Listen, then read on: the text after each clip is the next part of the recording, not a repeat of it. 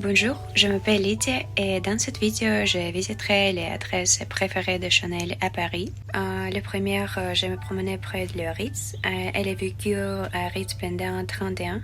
Maintenant, sa chambre à troisième étage est conservée dans sa forme originale. Elle avait ensuite résidentiel à l'hôtel où elle a également créé et présenté de nombreuses collections de mode. L'hôtel Ritz a ouvert ses portes en 1898, fondé par l'hôtelière suisse César Ritz. Il a rapidement attiré la haute société et les célébrités de l'époque. Aussi, l'hôtel Ritz est célébré pour sa bar Hemingway. Ernest Hemingway était un client régulier et a même livré la bar à la fin de la Seconde Guerre mondiale. Cuisine d'exception, l'hôtel Ritz arbitre plusieurs restaurants renommés, dont les restaurants étoilés Michelin. L'Espadon offrant une expérience gastronomique exceptionnelle. L'hôtel Ritz est réputé pour son style raffiné et son service de classe mondiale, reflétant l'opulence et le confort. Présente une architecture somptueuse avec des détails délicats, des lustres opulents et des œuvres art. Il incarne le style Belle Époque.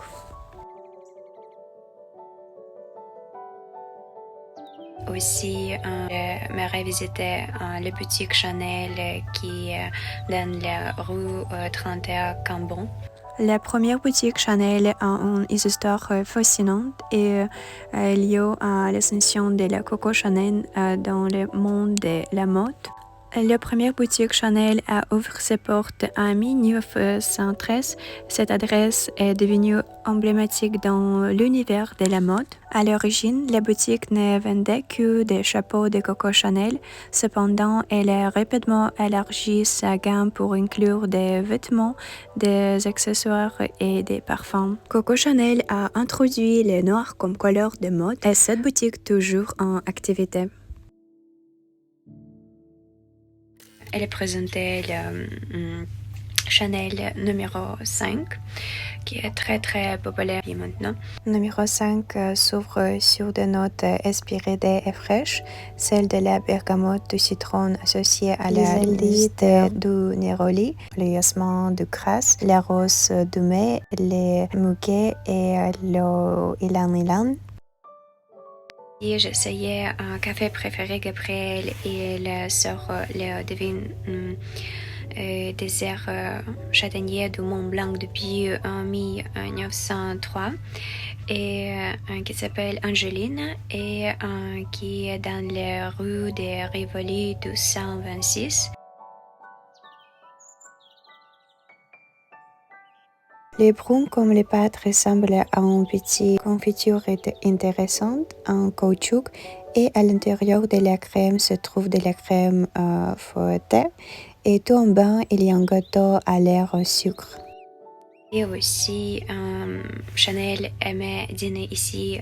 C'était le restaurant Les Grands Veufeurs qui est dans les rues 17 de Beaujolais.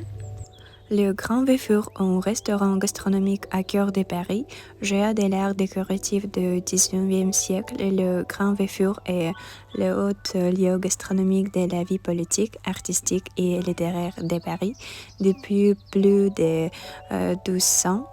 Ces restaurants haut lieu de la gastronomie parisienne présentaient le cas à peu près unique de subsister dans les décors anciens où des milliers de gourmets se sont attablés 1784-1785 présente le cas à peu près unique de subsister dans les décors anciens où des gourmets se sont attablés. Ces restaurants disposaient également d'une boutique avec des livres, des recettes, des marques.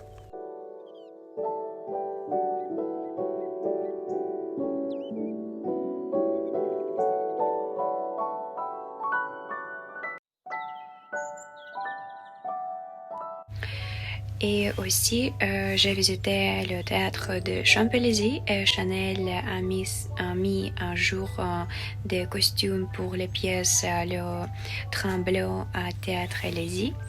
Le théâtre a été inauguré le 12 avril 1913 avec une représentation mémorable de l'opéra Péléas et Mélisande de Claude Debussy. Ce bâtiment avant-gardiste est l'un des premiers exemples d'utilisation du béton armé dans l'architecture. L'intérieur du théâtre est orné d'un splendide décoration avec des fresques, des sculptures et des détails artistiques qui contribuaient à l'atmosphère opulente. Au fil des décennies, le théâtre a élargi son répertoire pour inclure des performances contemporaines reflétant l'évolution des arts scéniques. Et aussi, je me promenais près du Grand Palais. Maintenant, c'était fermé en travaux. Mais sous le dôme avec des dentelles du palais, Chanel présentait plusieurs de ses collections et plus tard Karl Lagerfeld a organisé un défilé pour la maison de couture. Le Grand Palais est accompagné du Petit Palais, situé de l'autre côté de l'avenue Winston Churchill. Ensemble, ils formaient un ensemble architectural remarquable. Le Grand Palais et le Petit Palais ont été construits à l'occasion de l'exposition universelle de 1900, conçus dans le style Beaux-Arts par les architectes Henri Deglan, Albert Levet, Albert Thomas, Charles Giraud. Le Grand Palais incarne l'élégance et la grandeur de l'architecture de la belle époque. Aussi, je me promenais plus près de le Petit Palais.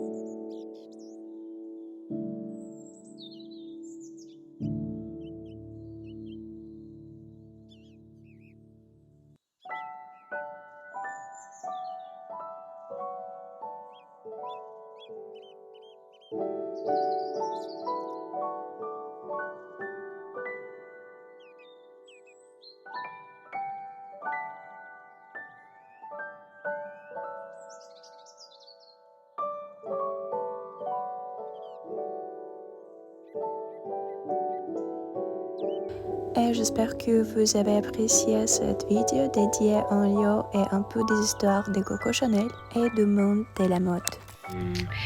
Et voilà, à bientôt.